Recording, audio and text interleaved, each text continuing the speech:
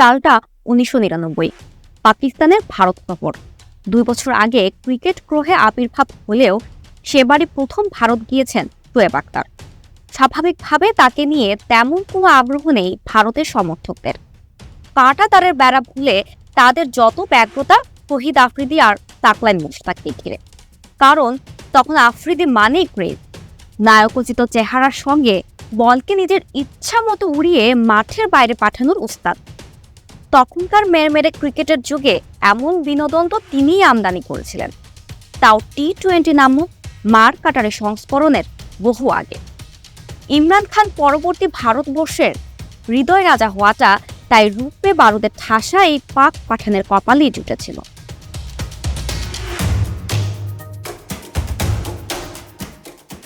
আর সাকলাইনকে ঘিরে ঠিক থেকে ভিড়টা ছিল একটি শিল্পের সৃষ্টিকর্তার জন্য। দুশরা নামের নতুন এক বোলিং অস্ত্রকে তিনি পরিচিত করিয়ে দিয়েছিলেন ক্রিকেট বিশ্বের কাছে, যেটি পড়তে না পেরে দুনিয়ার সব বিখ্যাত ব্যাটম্যানই বোকা বনে আউট হচ্ছিলেন যখন তখন।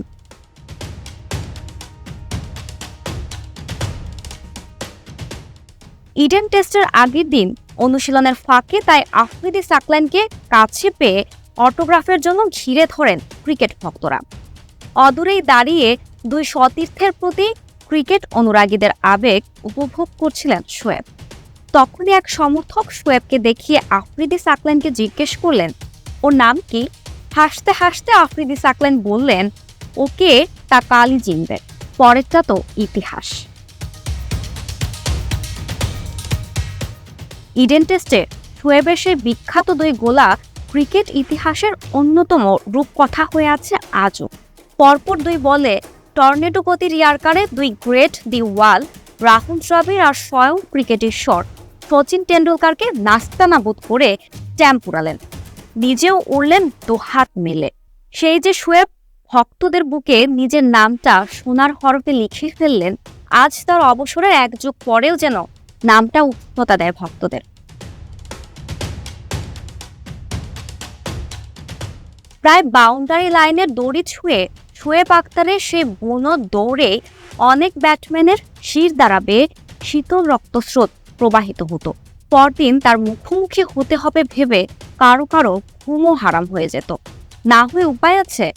আন্তর্জাতিক ক্রিকেটের 150 বছরের ইতিহাসে রাওয়ালপিন্ডি এক্সপ্রেসই একমাত্র বোলার যিনি দুবার 100 মাইল প্রতি ঘন্টা গতিবেগে বল আছড়ে ফেলেছেন 22 গজের মাঝে।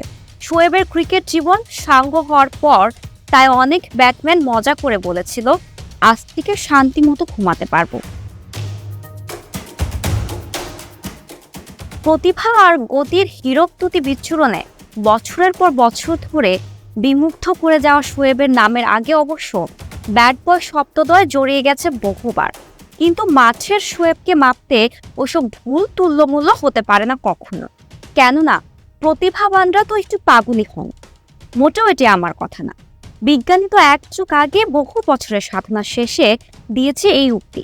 তাই শোয়েবের নামটা মনে পড়লে আজও চোখের সামনে ভেসে ওঠে প্রজাপতির মতো ডানা মেলে দৌড়ে আসা এক কৈশোর বেলার প্রেমের কথা, যার মতো করে বল করতে ইচ্ছে হতো আমার আপনার অনেকের, কিন্তু পারতাম না কেউই।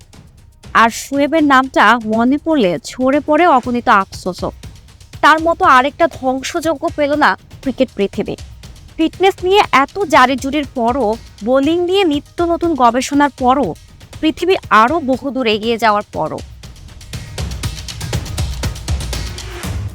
আসলে নিয়মিত ছুরিকাচির আঘাত নিতে হবে জেনেও, আজীবন শারীরিক ধকল সইতে হবে জেনেও শোয়েব কোনোদিন আপোষ করেনি গতির সাথে।